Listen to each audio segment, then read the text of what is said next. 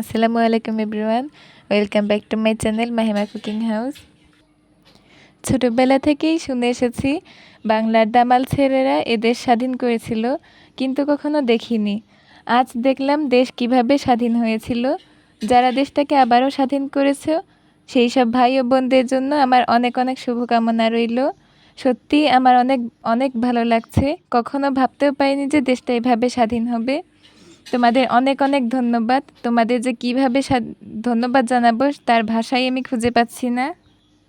কাল আমি বাইরে নেমেছিলাম রাস্তায়।